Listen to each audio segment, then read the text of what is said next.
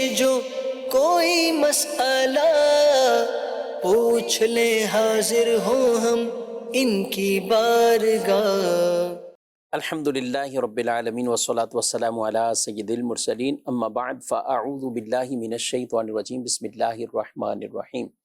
الصلاة والسلام علیکہ یا رسول اللہ وعلی آلک واصحابک یا حبیب اللہ، الصلاة والسلام علیکہ یا نبی اللہ وعلی آلک واصحابک یا نور اللہ۔ مدنی چینل کے ناظرین، پروگرام دارالافتاء اہل سنت میں آپ کو خوش آمدید کہتے ہیں، مرحبا کہتے ہیں۔ اللہ پاک ہم سب کے علم میں برکتیں عطا فرمائے، علم نافع کی دولت سے ہم سب کو مالا مال فرمائے۔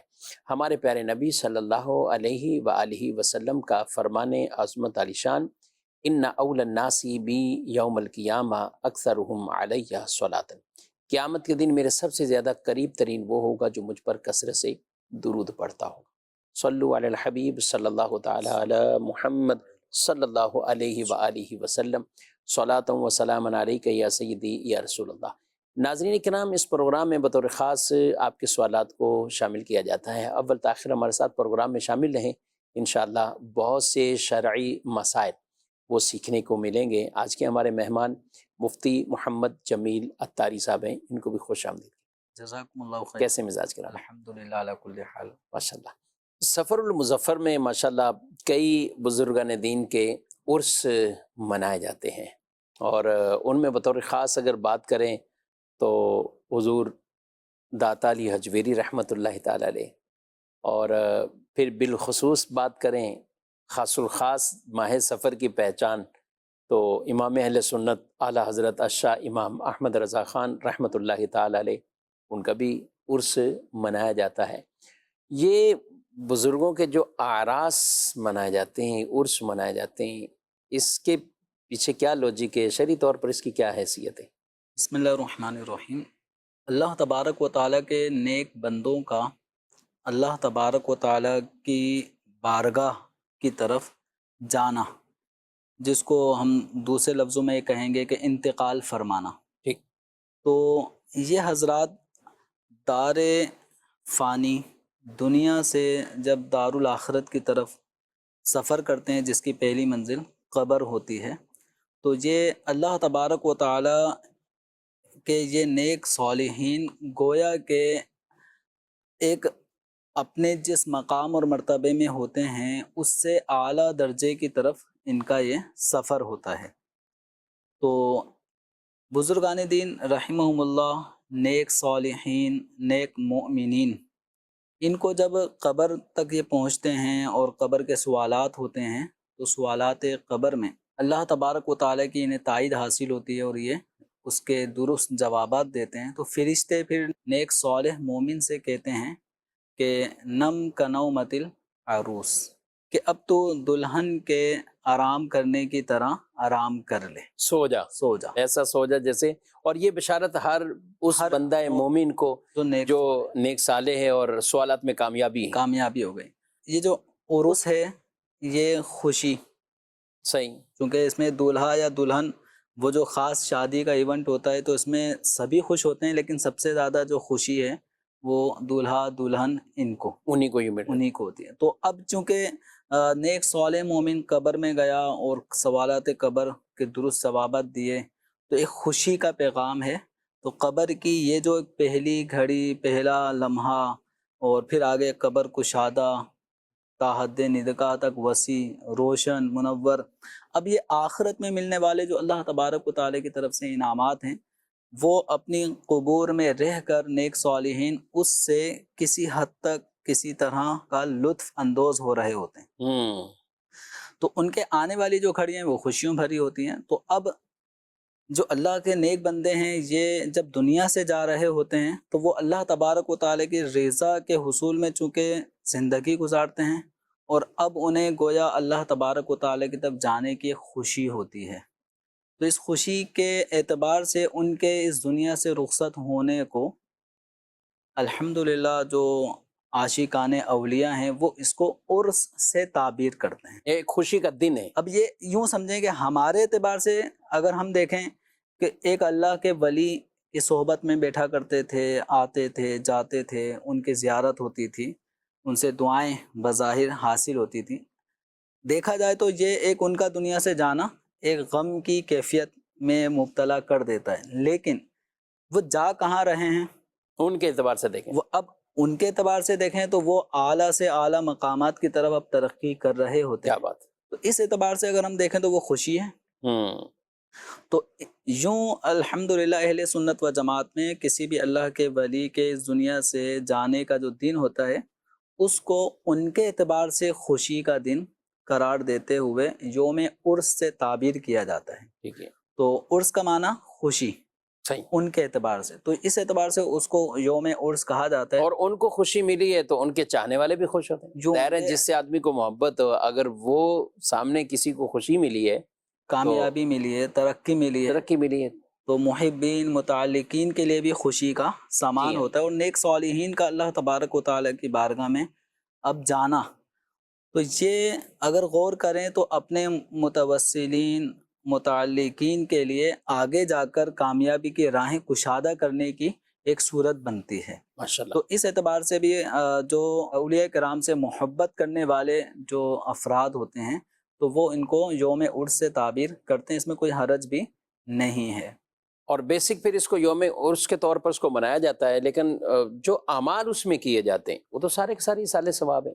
اب ان اعمال کے اندر بھی ہم غور کریں کہ بزرگان دین کے جو آراس ہیں اس کے اندر تلاوت قرآن، محفل نعت خوانی کا سلسلہ، اسی طرح وعظ و نصیحت پر مشتمل علماء کرام کے بیانات، پھر اسی طریقے سے صاحب ثروت جو لوگ ہیں وہ اپنے اموال کو کچھ کھانا وغیرہ تیار کر کے اس کام میں خرچ کر رہے ہوتے ہیں، پھر وہ لوگوں میں لنگر کی صورت میں تقسیم ہو رہا ہوتا ہے. تو کسی کا پیٹ بھرنا، کسی کو کھانا کھلانا، بھوکے کا پیٹ بھرنا، تو یہ بھی اجر و ثواب والے کام ہیں. تو بزرگان دین رحمہم اللہ کے عرس کے موقع پر کیے جانے والے یہ کام، اسی طرح ان کے مزارات پر چادر چڑھانا، تو یہ بھی اولیاء کرام کی قبور کی تعظیم کے اعتبار سے کہ لوگوں کے دلوں میں اللہ کے اس ولی کی قبر کی عظمت دل میں پیدا ہو، اس اعتبار سے ان کی قبر پر چادر چڑھانا بھی شرعاً جائز اور مستحسن عمل ہے. ناجائز ہونے کی اس میں بھی کوئی وجہ نہیں ہے. تو یہ جو عرس کے حوالے سے جو کام کیے جاتے ہیں تو ان کاموں میں کوئی حرج نہیں، نیک کام، لیکن کسی بھی نیک کام کے اندر اگر کسی زاویے سے کوئی برائی آ رہی ہوتی ہے تو اس برائی کے عمل کو دور کرنا ضروری ہے، نہ کہ اس نیک عمل کو ہم اس کا ہی دروازہ بند کر دیں. تو اس برائی کو دور کیا جائے گا. مثلا بعض جگہوں پہ ایسا ہوتا ہے تو کہ مرد اور عورتوں کی مخلوط کوئی صورت بن جاتی ہے، تو اس طرح کی چیزوں کی شرعاً اجازت نہیں ہوگی. اور ماشاءاللہ لوگ اپنے طور پر بھی اور ان مزارات پر بھی تلاوت کلام پاک، ذکر و اذکار اور اس میں مشغول ہوتے ہیں، ان کی عقیدتوں کا آ کے اظہار کرتے ہیں. اور یہ بالکل ایک واضح بین سی بات ہے، اس کا کوئی انکار نہیں کر سکتا کہ یعنی کتنی نیکی والے کام کیے جاتے ہیں، اور یہ ثواب بھی ان کی بارگاہ میں نظر کیا جا رہا ہے. اصال ثواب یہ ایک کا دوسرے کے لیے دعائیں کرنا، دعائیں بلندی درجات کی دعا، مغفرت کی دعا، یہ سب قرآن پاک سے بھی ہے، حدیث مبارکہ سے بھی ہے.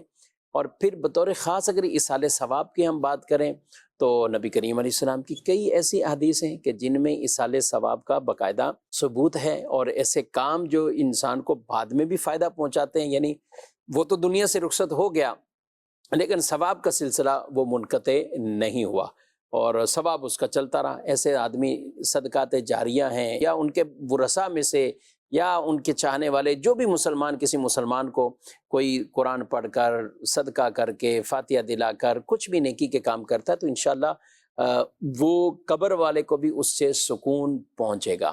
اور عرس میں بھی یہ کام بھی ہوتے ہیں، اور پھر خاص طور پر ان صاحب مزار سے برکات حاصل کرنے کے لیے وہاں پہ حاضریاں دی جاتی ہیں. اللہ پاک ہم سب کو ان اولیاء صالحین کاملین ان کے ذکر خیر کرنے اور ان کی تعلیمات پر بھی عمل پیرا ہونے کی توفیق عطا فرمائے. بڑھتے ہیں آپ کے سوالات کی طرف، اور ہمارے پاس ایک پیکج ہے، ہم وہ دیکھتے ہیں. ہو کبھی درپیش جو کوئی مسئلہ پوچھ لے حاضر ہم ان کی بارگاہ. السلام علیکم ورحمۃ اللہ وبرکاتہ۔ وعلیکم السلام ورحمۃ اللہ وبرکاتہ۔ طاہر بھائی کیسے ہیں آپ؟ الحمدللہ ایسا کافی دنوں بعد ملاقات ہوئی۔ صحیح کہا آپ نے ایسا، کافی عرصے بعد آپ سے ملاقات ہو رہی ہے۔ خیریت تو ہے، کیسے آنا ہوئے ہیں؟ ایسا بھی ایک رشتہ دار ہیں، ان کی طرف جا رہا تھا، ایک مسئلہ تھا، اس کے حوالے سے مشورہ کرنا تھا ذرا۔ خیریت تو ہے، کیا مسئلہ؟ بھائی صاحب آپ کو پتا ہے میری کوئی سگی اولاد تو تھی نہیں، ایک بچی کو گود لے کر پالا ہے، اس کو ہم نے اچھی تربیت دی، تعلیم دی، اپنے ڈاکومنٹس میں بھی اس کا نام لکھوایا ہوا ہے سارا۔ اب اس کی شادی کا سلسلہ چل رہا ہے، تقریباً بات طے ہو گئی ہے۔ انشاءاللہ یہ تو بڑی خوشی کی بات ہے طاہر بھائی۔ خوشی کی بات تو ہے ایسا، لیکن لیکن کیا طاہر بھائی؟ یہ بات نہ میری بیٹی کو پتا ہے اور جہاں رشتہ طے ہو رہا ہے ان لوگوں کو بھی نہیں پتا۔ بعض لوگ کہہ رہے ہیں کہ آپ یہ بات ابھی فی الحال نہ بتائی جائے، بعد میں جب کبھی کسی کو پتا چلے گی تو پھر جب دیکھا جائے گا۔ اور میں اس کشمکش میں ہوں، میں کیا کروں، اس بات کو آگے بتایا جائے یا نہیں بتایا جائے۔ تو اسی سلسلے میں یہاں مشورے کے لیے آیا تھا، اب سمجھ میں نہیں آ رہا کیا کرے گا۔ آپ پریشان نہ ہو، کسی مفتی صاحب سے اس کی شرعی رہنمائی لے لیتے ہیں۔ ایسا مفتی صاحب سے اس دور کے اندر مصروف ترین دور چل رہا ہے، کس طریقے سے ملاقات ہوگی، کہاں ٹائم دیں گے، کوئی ذریعہ بتائیں۔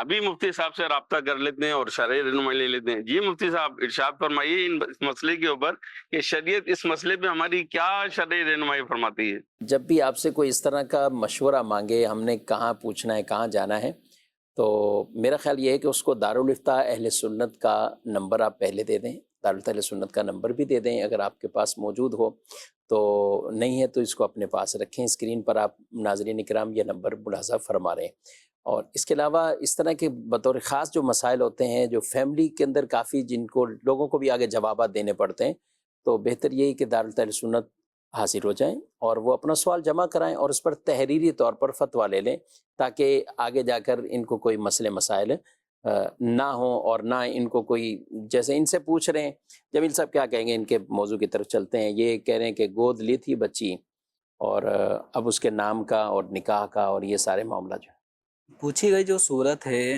کہ جس کے اندر ایک صاحب کسی بچی کو گود لے کر اس کی پرورش کرتے ہیں، اور پرورش کرنے کے اس عمل میں اس بات کو اتنا راز رکھنا لوگوں میں یہ پایا جاتا ہے کہ بچی کو اس بات کی بھنک نہ پڑے کہ ہم اس کے حقیقی والد نہیں ہیں، اور یہ جو خاتون ہیں یہ حقیقی والدہ نہیں ہیں، اور جو حقیقی والد اور والدہ ہیں ان کے حوالے سے بالکل بھی اس بچی کو نہیں بتایا جائے، ورنہ نہ جانے کیا ہو جائے گا، کیا پرابلم کریٹ ہو جائے گی۔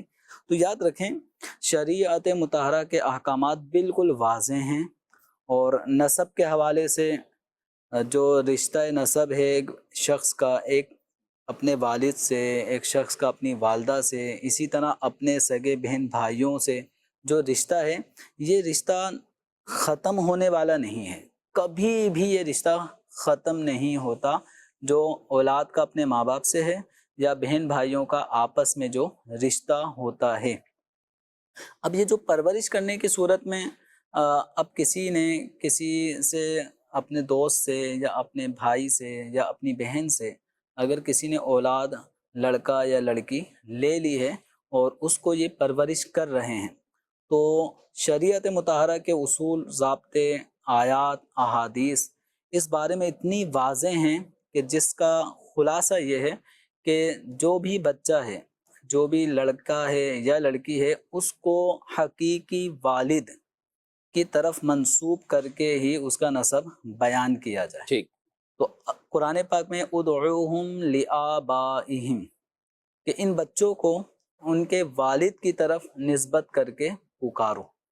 تو اب قرآن کا اتنا واضح حکم ہے، پھر احادیث کریمہ میں بھی اس بات کو بیان کیا گیا ہے کہ جو اپنے آپ کو بطور نسب اپنے حقیقی والد کو چھوڑ کر کسی اور کی طرف اپنے آپ کو منسوب کریں، تو احادیث کریمہ میں اس کے اوپر جنت کے حرام ہونے جیسی وعیدیں بھی بیان کی گئی ہیں۔ پتہ ہے کہ میرے والد یہ ہیں، لیکن وہ بطور والدیت اپنے آپ کو اپنے نسب میں اپنے والد کا نام ذکر کیے بغیر کسی اور کی طرف اپنے آپ کا نسب جوڑتا ہے، تو بہت سخت وعیدیں ہیں۔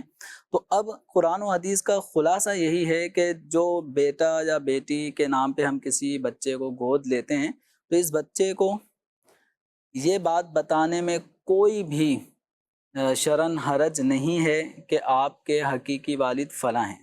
وہ جو پرورش کر رہے ہیں ان کا چھوٹا بھائی بھی ہو سکتا ہے جس سے انہوں نے بچی یا بچے کو گود لیا ہے، تو یہ بچے کو بتانے میں کوئی حرج نہیں ہے کہ آپ کے حقیقی والد وہ ہیں، میں تایا تائی، بڑے ابو بڑی امی، یہ ہمارا آپ سے رشتہ ہے، اور یہ آپ کے والدین کا ہم پر ایک احسان، چھوٹے بھائی کا میرا احسان ہے کہ انہوں نے پرورش کے لیے آپ کو میرے حوالے کیا۔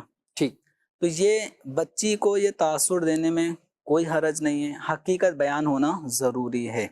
تو اب یہ جو ان کی جو کنفیوژن ہے وہ وجہ یہی ہے کہ اس طرح یہ جو سائل محترم ایک فرضی ایک طرح کا یہ سوال نامہ ہی ہوا ہے، اور اس میں کئی ایسے گھرانوں کی نشاندہی گویا کی جا رہی ہے کہ جہاں ایسا ہوتا ہے۔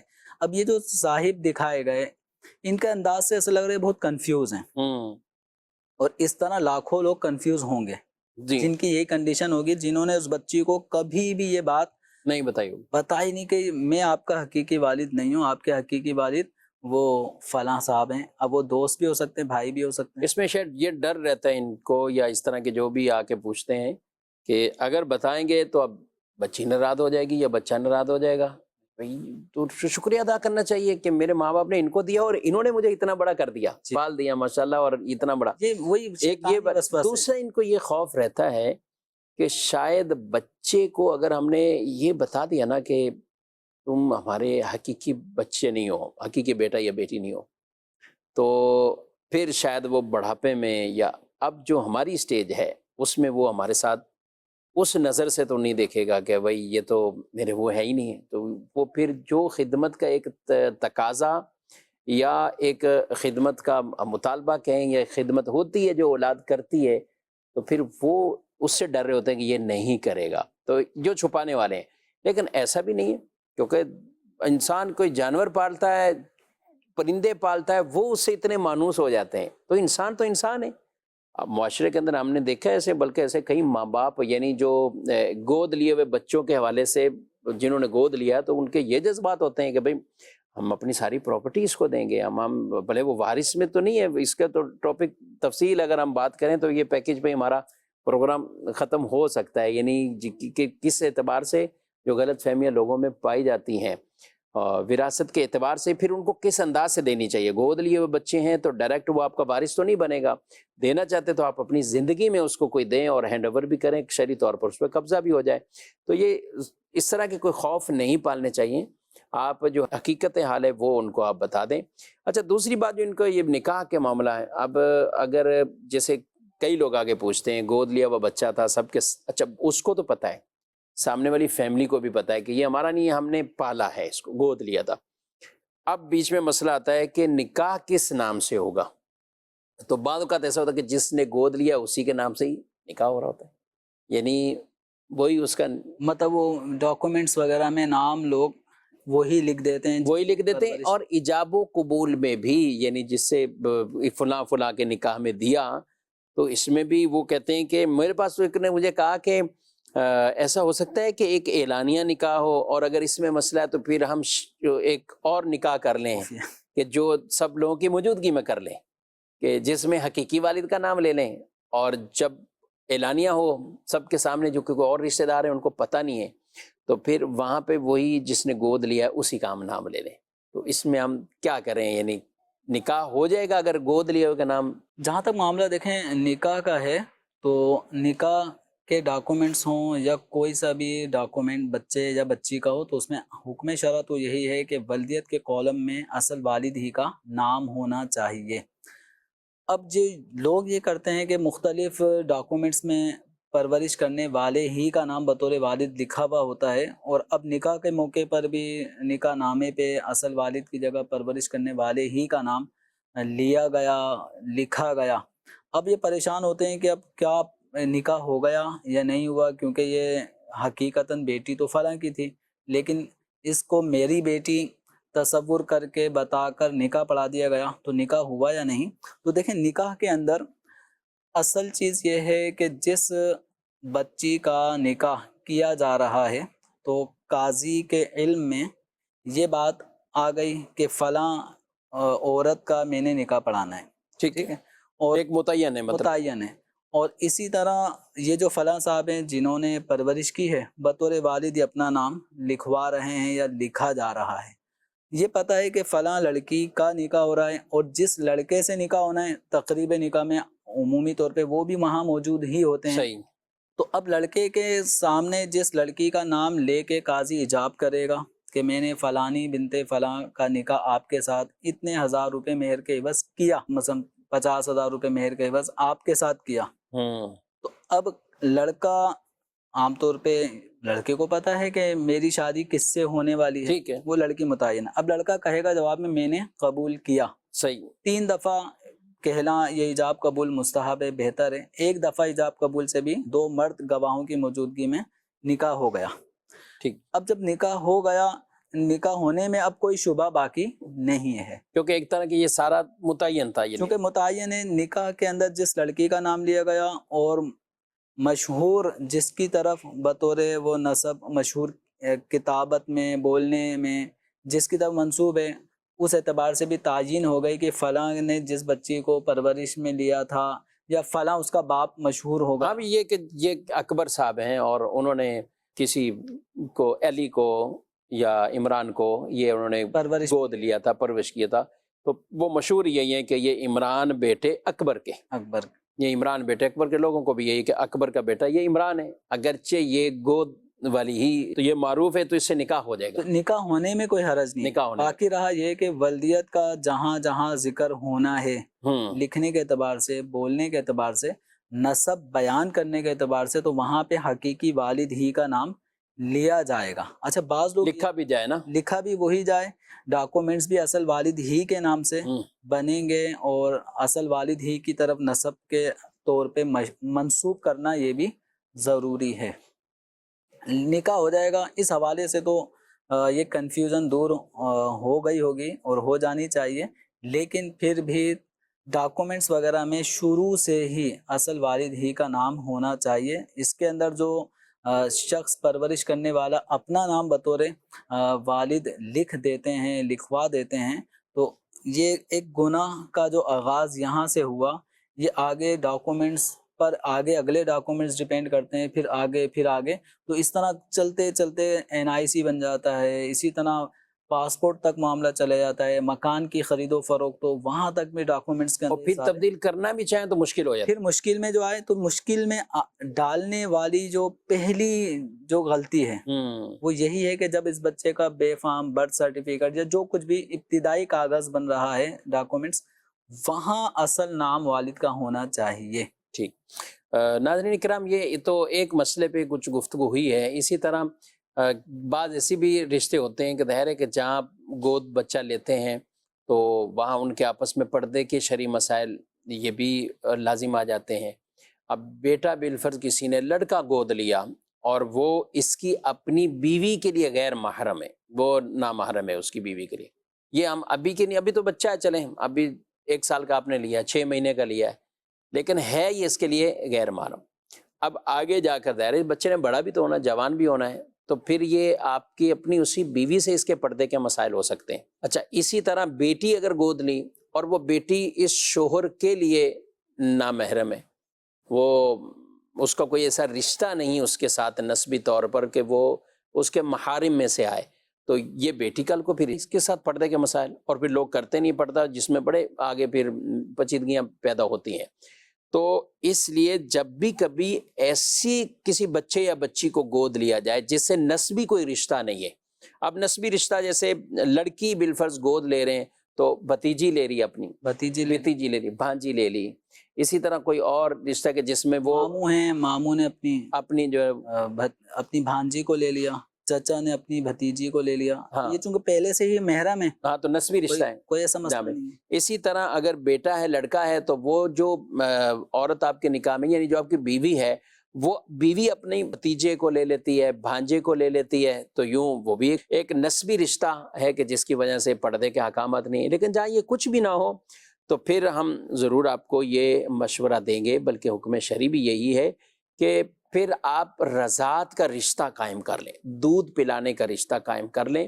اور دودھ پلانے کا رشتہ یہ کن کن سے دودھ پلانے کی وجہ سے کتنی مدت میں دودھ پلانے کی وجہ سے آپ کے ان کے وہ پردے کے مسائل حل ہو سکتے ہیں تو یوں کرنا چاہیے. کیا کہتے ہیں آپ اس میں کو تھوڑی سی آپ ڈیٹیل اگر یوں بیان کر دیں کہ لڑکی کے اعتبار سے ہو یا شوہر کے اعتبار سے, تو یہ کن کن کا دودھ پلا کر اس سے ایک دودھ کا رشتہ قائم ہو جائے؟ کیونکہ بعض اوقات جو بے اولاد ہوتے ہیں ان کی طرف سے سوال یہی آتا ہے کہ بھئی دودھ کا تو سلسلہ ہی نہیں ہے, ہم کیسے اہلیہ کا دودھ پلائیں؟ تو پھر آگے مزید اس میں کیا ہو سکتا ہے؟ اب مثال کے طور پہ اگر لڑکی ایک اجنبی غیر محرم لڑکی گود لی ہے, اگر کسی شخص نے کوئی اپنے عزیز سے جو دور کا عزیز ہے, کوئی نسبی تعلق نہیں, اس کی لڑکی اگر چھوٹی بچی دودھ پیتی, وہ اس نے گود لے لی. اب یہ لڑکی چونکہ لڑکی کے لیے یہ شخص جس نے پرورش میں لینا ہے یہ ہے غیر محرم. اب ایسا کیا کیا جائے کہ ان دونوں کے درمیان یہ غیر محرم والا جو رشتہ ہے یہ ختم ہو جائے اور محرم بن جائے. تو اگر ایک صورت یہ ممکن ہے کہ اگر ان جو شخص بچی کو ایڈوپٹ کر رہے ہیں یہ اپنی بہن, ٹھیک, اپنی بہن کا اگر یہ دودھ اس بچی کو پلوا دیتے ہیں تو ان کی بہن دودھ پلانے کی وجہ سے رضاعی ماں, دودھ کے رشتے کے حوالے سے ماں بن گئی, اور یہ ماموں بن گئے, یہ بچی ان کی بیٹی بن گئی. اور دودھ پلانے والی عورت کا جو بھائی ہوتا ہے وہ رضاعی ماموں بن جاتا ہے. ٹھیک, تو اب یہ ماموں اور بھانجی والا رشتہ ہو گیا. اس کی وجہ سے وہ پردے کے جو پہلے مسائل تھے اب وہ رضاعت کا رشتہ ہونے کی وجہ سے اب یہ دونوں ایک دوسرے کے لیے محرم محرمہ بن گئے.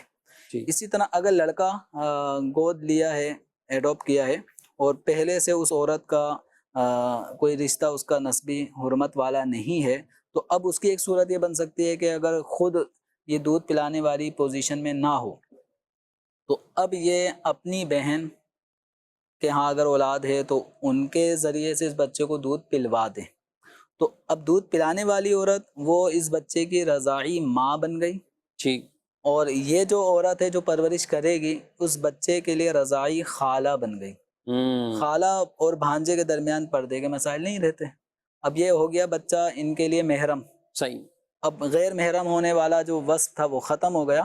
تو اس طرح پردے کے اور کچھ مسائل میں کچھ آسانی ہو جائے گی. لیکن یہ بھی یاد رکھیں جس عورت کا بھی اس بچے کو یا بچی کو دودھ پلوایا جائے گا تو اس عورت کے جتنے بھی آگے یا پہلے سے جو بچے پیدا ہو چکے یا آئندہ اگر ہونے ہیں تو وہ سب اس دودھ پینے والے بچے یا بچی کے لیے رضاعی بہن بھائی بن جائیں گے.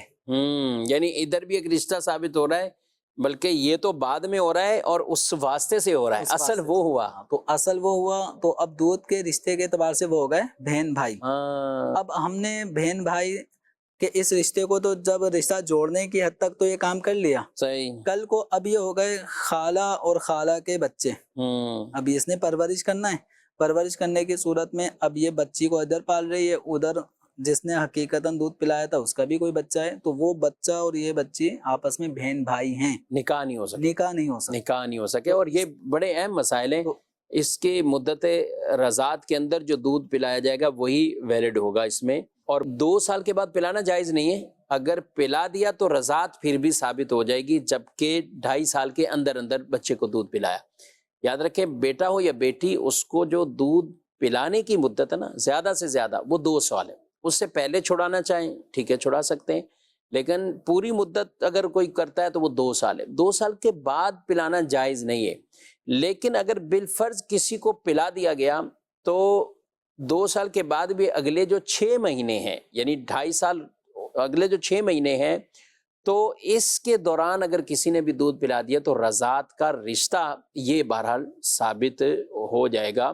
اور اس کے بھی اپنے مسائل, جو رشتے جس طرح نسب کی وجہ سے حرام ہوتے ہیں رضاعت کی وجہ سے بھی وہ آپس میں اسی طرح حرام ہو جاتے ہیں. بھانجی اور ماموں کا نکاح نہیں ہو سکتا, چچا اور بھتیجی کا نکاح نہیں ہو سکتا. تو اسی طریقے سے جو یہ رضاعت کے رشتے ہیں یہ بھی آپس میں اگر وہ اس کا چچا یا ماموں یہ بن گیا تو یہ ظاہر ہے پھر ان کے آپس میں اسی طرح حرام رشتے یہ ہو جاتے ہیں جس طرح نسب کے اعتبار سے ان کے نکاح آپس میں حرام ہوتے ہیں. تو یہ ویسے میں عرض کر رہا ہوں جمیل صاحب, کئی مرتبہ اس طرح کے کیس آتے ہیں اور بعض کا تو بڑی عمر ہو رہی ہوتی ہے. اور ابھی لاسٹ ہی 1 مہینہ پہلے میرے پاس ایک کیس آیا کہ اب لڑکا لڑکی آپس میں راضی ہی نہیں. وہ کہتے ہیں ہمیں شادی یہیں کرنی, اور وہ کہتے ہیں یہ دودھ کا رشتہ ہے. یعنی خود ان کی فیملی میں ان کے والد بطور خاص آئے تھے, اور ان کی جو جنہوں نے بھی دودھ پلایا ان کا بھی بیان ہے پورا سب لازم کہ یہ رشتہ ان کا آپس میں. اس کی جو اب ہوا کیا, کیسے ہوا, وہ بچپن میں چھوڑ کے چلے گئے تھے, اس کی اماں کہیں بازار چلے گئی تھیں, یہ پیچھے رونے لگ گیا. ہم نے کہا چلو دودھ پلا دیتے تھے اس کو, تو یوں کر کے رشتہ تو قائم ہو گیا. اور بعض اوقات تو بڑی عمر کی جو اس طرح رشتے قائم دودھ کے حوالے سے کہ نانی نے پلا دیا, دادی نے پلا دیا, تو یوں تو پورا ننیال ہی اس کا چلا گیا. یعنی وہ پورا ننیال میں ہی سب کے بہن بھائی, سب کا ماموں بن گیا, سب کا ماموں بن گیا ایک طرح کا. تو پورے ننیال میں اس کا رشتہ نہیں ہو سکتا. دادی نے کسی کو پلا دیا تو پورا ددیال چلا گیا. تو جب بھی اس طرح کا ہو بھی جائے تو اس کو بھی لکھ لیا جائے. اب یہ شروع سے اگر بتایا ہوا ہوتا اور اس مسئلے کے اویئرنیس ہے تو پھر آگے جا کے مسائل نہیں ہوتے. اب یہ پھر اتنی ضد نہیں ہوتی کہ جو ان کو ابھی تحریری طور پہ فتویٰ لے جا کر کہ دکھانا پڑے کہ تو یہ اگر پہلے سے مشہور ہو جائے اور بچے کو مختلف وقت میں بتایا جائے کہ بیٹا یہ آپ کی رضائی والدہ ہیں اور یہ بہن آپ کی بہن ہیں, آپ آپس میں سگے بہن بھائیوں کی طرح ہیں. تو اس طرح بچے کو بھی اپنی رضائی ماں جس نے دودھ پلایا ہے اس کو اپنا رشتہ بتانا چاہیے, تاکہ اس عورت کی جتنی بیٹیاں ہیں تو یہ دودھ پینے والا جو بچہ ہے ان کی بیٹیوں کی طرف اس کی نظر کسی اور زاویے سے نہ جائے کہ میں آگے ان کے گھر میں شادی کروں گا, اس گھرانے میں اس فیملی میں میری شادی ہو. تو اس بچے کے جو ذہن میں ہے وہ جو تقدس ایک بہن بھائی کے رشتے کا ہے وہ شروع سے ہی پیدا ہونا چاہیے, اور آگے چلنے کے ساتھ ساتھ وہ برقرار بھی رہنا چاہیے. اور یقیناً یہ اگر یہ اس بات کو ظاہر نہیں کیا گیا, بتایا نہیں جائے گا, تو اس وقت شفیق صاحب آپ ہی سب بہتر سمجھتے ہیں کہ اس وقت جو بھی لڑکا ہوگا اس کی فیلنگز کیا ہوں گی. تو اس طرح کے معاملات سے بھی ہمیں بچنا چاہیے. اور یہ جو شریعت کے احکامات ہیں, میں نے جواب کے شروع میں بھی عرض کیا تھا کہ بالکل واضح ہیں. یہ احکامات ہمیں چھپانے نہیں چاہیے, بتانے چاہیے, تاکہ کسی بھی قسم کی آگے چل کے آزمائش نہ ہو. کیونکہ یہ آزمائشیں دارالفتہ اہل سنت میں ایسے بھی کیسز آ چکے ہیں کہ نکاح ہو جانے کے بعد پھر آتا ہے کہ بھائی یہ تو ان دونوں کا تو رشتہ رضاعت ثابت ہو چکا, دودھ کا رشتہ تھا, دودھ کا رشتہ ثابت ہو, اب جدائی اس وقت, یہ بڑے مسئلے ہو جاتے بچے ہیں, تو کتنے بڑی آزمائش کا معاملہ ہوتا ہے. بہرحال اگر کوئی غلطی ہو بھی جائے تو پھر اس کے ازالے کی طرف جائے نا. اب یہ تو نہیں اس غلطی کو جب پتہ بھی لگ گیا سب کچھ ہو گیا پھر بھی برقرار رکھیں اور سخت گناہ گار ہوں گے. تو اس لیے یہ نہیں کہ ہم پوچھنے جائیں گے, پتہ کرنے جائیں گے تو کوئی غلطی نکل آئے گی تو پھر ہمیں یہ ختم کرنا پڑے گا. پھر یہ معیار اور یہ سوچ درست نہیں ہے. بڑھتے ہیں ناظرین کے سوالات کی طرف, دیکھتے ہیں.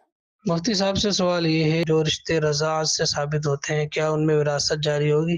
وراثت کا تعلق نسب سے ہے, نسب سے. رضاعت دودھ کے رشتے سے نہیں, دودھ کے رشتے سے وراثت ثابت نہیں ہوتی. صحیح. یہ بچہ جس بھی دوست یا عزیز سے ایڈوپٹ کیا گیا تھا تو یہ بچہ اپنے اصل والد ہی کا وارث بنے گا. اگر والد کا انتقال ہوا یا والدہ کا انتقال ہوا تو والدہ کا بھی وارث بنے گا. جس نے پرورش کے طور پہ لیا ہے اس کے انتقال کی صورت میں یہ بچہ لے پالک یہ اس کا وارث نہیں بنتا. کہ یہ پرورش کرنا یہ کوئی ایسا سبب نہیں ہے جس کی وجہ سے یہ پرورش کرنے والا اس بچے کا وارث بن سکے یا بچہ اس پرورش کرنے والے کا وارث بن سکے. بھلے انہوں نے 20-25 سال آپس میں ایک ساتھ ہی گزارے ہیں, ایک ہی گھر میں گزارے ہیں اور ابو امی پکارتے ہوئے گزارے ہیں. اچھا, ہم نے گفتگو تو اتنی کی ہے, بظاہر ابو امی کہنے میں تو کوئی مسئلہ نہیں ہے نا بطور ولدیت, اور لیکن ابو امی کہنے میں یہ تو کوئی مسئلہ نہیں. امی ابو کہنے میں حرج نہیں ہے, ٹھیک ہے, تو اس میں تو شرعاً کوئی مذائقہ بھی نہیں ہے کہ ان کو پپا مما یا امی ابو کہہ دیا جائے. اسی طرح وہ بیٹا یا بیٹی کہیں, اس میں کوئی حرج نہیں. یعنی حرمت رضاعت کا بھی ایک سبب اگر بن جائے تو ایک وجہ حرمت نکاح کے حوالے سے یہ بھی اور آ جاتی ہے اور اس رشتے کا ایک تقدس بڑھ جاتا ہے. صحیح. اور اگر حرمت رضاعت کی صورت نہ بھی بنی تو بھی امی ابو کہنے میں کوئی حرج نہیں ہے, کیونکہ یہاں بطور ولدیت نہیں ہوتا نا کہ یہ اس طور پر نہیں ہوتا. عام طور پہ گھروں کے اندر جو بہو ہوتی ہے اپنی ساس کو امی کہہ رہی ہوتی ہیں اور سسر بعض کو اوقات سسر کو ابو کہہ دیتی ہیں، تو بظاہر ان میں کوئی مذاکرہ اسی نہیں ہے، طرح داماد بھی اپنے ساس سسر کو امی امی ابو کہہ کہہ رہے دیتے ہیں، تو اس حرج میں کوئی حرج نہیں ہے۔ اچھا تو یہ ابھی وراثت نہ ان کی یہ لیں گے نہ ان کی وہ، اس طور پر تو ہو گیا۔ بعض اوقات اس میں یہ ہوتا ہے کہ جو بیچارہ گود لیا ہوا ہے، اب آپ نے کہا کہ اس کا وارث وہ نہیں ہے جس نے پالا، پچھلے بھی اس کو نکال کے بیٹھے ہوئے ہیں، بھائی تو جانا، یعنی جو بھائی پیچھے ہیں وہ کہتے ہیں تم ہمارا ہے ہی نہیں، مطلب اب ہمارے ساتھ تو نہیں ہے نا، وہ تو ان کا ہے۔ اس میں یہ ہوتا ہے نا قانونی پیپر ورک، ہاں فارسی جس کو کہا جاتا ہے، ہاں۔ تو اس کے اندر بھی اس نے اپنے اس بچے کو مائنس ہی کیا ہوا ہوتا ہے، یہ ایک اور ان کو مطلب ٹھیک ہے۔ اب اس بے فارم میں بقیہ 5 بچوں کا ذکر ہے، اس کا ہے ہی نہیں، اس کا نہیں ہے کیونکہ اس کو آگے دے دیا گیا تھا۔ اوہو، یعنی اب یہ تو دینی- بہت بڑا حق نہیں ہے اسے، بالکل، یہ اب وہ بچہ اپنا حق قانونی طور پر بھی نہیں لے سکے کیونکہ سپورٹ آپ نے ختم کر دی ہے، آپ نے بے فارم کی لسٹ کے اندر سے اس کو غائب کر دیا ہے، اسکپ کر دیا ہے، تو اب اس بچے کو اب اس کے بھائی بہن، اس کی والدہ جو بھی موجود ہیں، وہ اگر اس کا حق دینا چاہیں تو مل جائے گا، ورنہ اس بیچارے غریب کا حق کے وراثت پر ایک طرح کا بہت بڑا ڈاکہ پڑ جاتا ہے۔ صحیح، یعنی ایک حق کے وراثت سے وہ محروم بیچارہ رہ جاتا ہے، اور نہ قانوناً کوئی اس کے پاس شک ہے اور نہ بھائی۔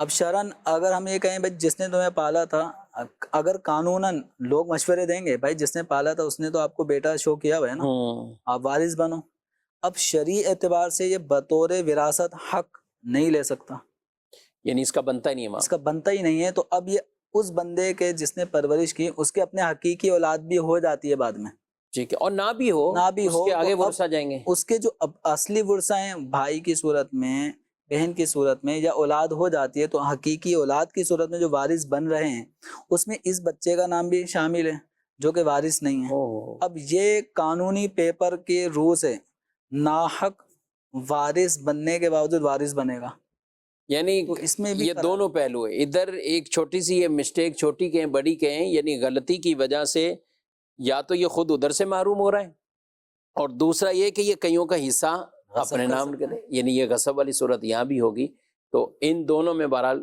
یہ خیال رکھنا ہے۔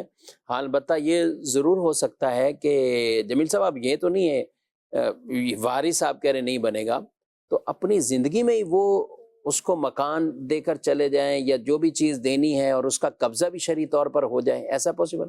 جو بھی شخص وارث نہیں ہے، پتہ ہے کہ میرا وارث نہیں ہے لیکن میرا سے اس کا ایک قرب تعلق رہا ہے، تو اس کی یہ صورت بنائی جا سکتی ہے کہ اپنی زندگی میں کوئی چیز اس کو گفٹ کر دی جائے اور پلس قبضہ بھی اس کو دے دیا جائے، کیونکہ جو گفٹ ہے وہ قبضہ ہو جانے کی صورت میں ہی ملکیت میں آتا ہے، تو اس طرح زندگی میں دے دیں یا پھر اس کے لیے وصیت کر دیں، اگر زندگی میں نہیں دے پائے تو اس بچے کے لیے جو لے پالک ہے اس کے لیے وصیت بھی کی جا سکتی ہے، 1/3 مال تک بھی کوئی اپنے مال کی وصیت اس لے پالک کے لیے کر سکتا ہے، تو اس طرح یہ مرنے کے بعد بھی مل جائے گا، مرنے کے بعد بھی جہاں دیگر ورثہ وراثت تقسیم کر رہے ہوں گے تو اس کو وصیت کے طور پہ ایک صورت بن جائے گی ملنے کی، ایک تعلق جو قلبی رہا تھا کہ اس کو بھی میرے بعد وفات ملے تو وصیت بھی کر سکتے ہیں، لیکن جو حقیقی بیٹے ہوتے ہیں ان کے لیے وصیت نہیں ہوتی۔ ٹھیک ہے، اب یہ وصیت آپ نے بتایا تو یعنی وصیت میں تو 1/3 ہی ہے، اب یہ مکان ایک ہی ہے، یہ بھی چاہتے ہیں اب یہ بچہ ہے اور اس کی اب شادی کی ہے، ہمارے بعد یہ بھی جیسے کام ہوتا ہے کہ بھئی مکان ہمارا ایک ہی ہے یہی استعمال کرے، تو اس کو کیا زندگی میں ہی تحفتاً دے کر اس کے قبضہ اب بھی دے دیں، سب کچھ ایسے اس کی بھی صورتیں ہیں کہ گفٹ ہونے کے اندر، گفٹ کی صورت میں ہے کہ اس کو مکمل اس مکان کا قبضہ بما ساز و سامان دے دیا جائے، تو ایک صورت یہ ہے، یعنی گفٹ کی صورت میں، گفٹ کی صورت میں قبضے کے ساتھ، قبضے کے ساتھ اب لوگ گفٹ تو کر جاتے ہیں بعض اوقات لیکن قبضے کے معاملات اٹک جاتے ہیں، قبضہ شاید وہ سمجھ ہوتے ہیں کہ وہ دوسرے جو قبضے نہیں کر لیتے ہیں اس طرح کا وہ قبضہ دینا ہوتا ہے، یہ قبضہ نہیں ہے، اپنے استعمال سے اپنے ساز و سامان سے آپ اس کو خارج کر کے اور فارغ کر کے وہ ہینڈ اوور کر دیں۔ مثال کے طور پہ گاڑی گفٹ کی آپ نے، کار، اب کار گفٹ کی ہے اور کار میں آپ بیٹھے ہوئے ہیں، چابی بھی آپ کے ہاتھ میں ہے، اندر ہی آپ بیٹھے ہوئے ہیں اور آپ کہتے ہیں یہ میں نے گفٹ کی، تو ابھی یہ قبضہ نہیں کہلائے گا، قبضہ یہ کہلائے گا کہ آپ لائیں باہر تشریف اور چابی آپ ان کے ہینڈ اوور کر دیں تو یہ ہو گیا قبضہ. اب آپ دوسری سیٹ پہ ساتھ ہی بیٹھے ہیں, وہ آپ کو پورا شہر گھمائیں گے جہاں بھی آپ کہیں, لیکن ان کا قبضہ ہو جائے گا. اور اسی مثال کو مکان کے اوپر لے کے آنا ہے تو مکان بھی آپ اپنے ساز و سامان سے کر دیں فارغ. تو یہ آپ ساز و سامان سے آپ نے فارغ کر دیا, یا خالی مکان پڑا ہے بالفت آپ نے فلیٹ بک کرایا تھا نیا نیا یہ پورا سب ہے اور ابھی کوئی شفٹ ہی نہیں ہوا آپ, تو آپ ڈائریکٹ آپ انہیں کو ہی ہینڈ اوور چابی کی اور وہ آپ قبضہ کر لے, جا کے وہ قبضہ کر لیں گے. ایک یہ ہے کہ آپ اپنے ساز و سامان سے نکال دیں اور چابی دے دیں, ہینڈ اوور کر دیں, تو یہ قبضے کی صورت ہو جائے گی. تیسری پھر جمیل صاحب نے گفتگو کے دوران بتائی دی کہ آپ پورا سامان بھی دے دیں اور سب کچھ دے دیں. کیا کہتے ہیں اس میں؟ گھر ساز و سامان سمیت ہی گفٹ دے کر دیں. دیں. تو ٹھیک اس ہے, طرح پھر آپ خود بھی رہتے نہیں, کوئی یہ تھوڑی کہ وہ رہ نہیں سکتے. پھر اس میں خود بھی رہنے میں کوئی مذائقہ نہیں ہے. اور ایک صورت اور بھی ہے کہ وہ مکان اس بیٹے کو فروخت کر دیں. وہ مکان اس بیٹے کو فروخت کر دیں. فروخت کرنے کے بعد جو بھی ریٹ آپ نے لگایا ہوگا اتنا لگا دیں کہ جو اس کے لیے قابل ادائیگی ہو وہ دے دیں, یا آپ جو بھی اس کی مارکیٹ ریٹ بنتا ہے اس کے مطابق اس مکان کو اس بیٹے کو جو لے پالک ہے فروخت کر دیں. فروخت کرنے کے بعد ایجاب قبول ہو گیا, سودا ہو گیا, اس کے بعد پیسے معاف کر دیں.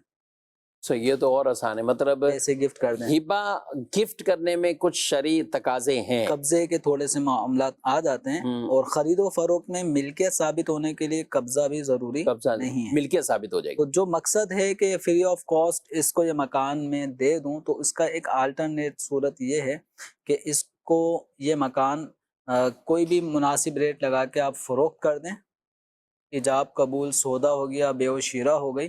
اس کے بعد پھر اس کی جو قیمت آپ نے لگائی تھی وہ قیمت اس بچے کے لیے گفٹ کر دیں, وہ ایک طرح کا معاف کر دیں. تو اس طرح کیا ہوگا, وہ مکان خریداری کے ذریعے اس کی ملک میں آ گیا, جو اس پہ پیسے لازم ہو رہے تو وہ آپ نے اس کو تحفہ دے دیے, معاف کر دیے.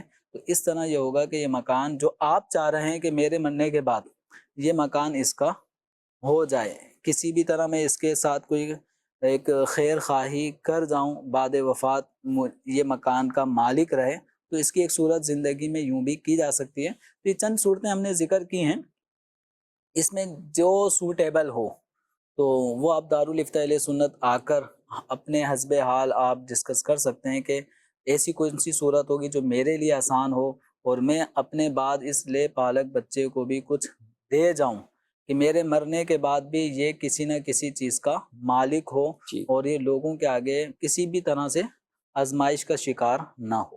ٹھیک ہے, اور بعد میں پھٹے فساد بھی نہیں ہو گئی, بلکہ جو آپ کریں اس کا ایک شرعی فتویٰ بھی لے لیں, تاکہ اگر کوئی غلطی ہو گئی ہے تو اس کی اصلاح آپ کی زندگی میں تو ہو سکتی ہے, لیکن دنیا سے جانے کے بعد تو پھر جو بھی اس کے معاملات ہیں جو ورثہ ہیں پھر انہیں کے وہ حق بن جاتے ہیں. بہرحال کافی گفتگو کی ناظرین کرام, مسئلہ صرف ایک گود لینے دینے کا, لیکن اس کے اندر کتنی یہ تفصیل اور ڈیٹیل ہم نے پیدائش سے لے کر یوں سمجھ لیں کہ مرنے تک کے جو معاملات ہوتے ہیں, یہ کتنی جگہوں پر ان شرعی مسائل کی ضرورت ہے, حاجت ہے, اور اس سے آپ اندازہ لگائیں کہ ہمیں قدم قدم پر شرعی احکامات سیکھنے سمجھنے ہیں. اگر ایسا نہیں ہوگا تو پھر ہم یا تو کسی کا حق مار رہے ہوں گے یا کوئی ہمارا حق مار رہا ہوگا. تو جب یہ سب کو شرعی مسائل پتہ ہوں گے تو پھر کوئی کسی کے ساتھ ناحق طریقے سے وہ نہ اس کا مال کھائے گا, نہ ناحق کوئی عمل کسی کے ساتھ وہ کرے گا. اللہ پاک ہم سب کو دین متین پر عمل پیرا ہونے کی توفیق عطا فرمائے. پروگرام کا وقت اپنے اختتام کو پہنچائے, آپ سے اجازت چاہتے ہیں. فی امان اللہ. ہادی و رہنما ہمارے علماء ہو کبھی درپیش جو کوئی مسئلہ پوچھ لے, حاضر ہوں ہم ان کی بارگاہ.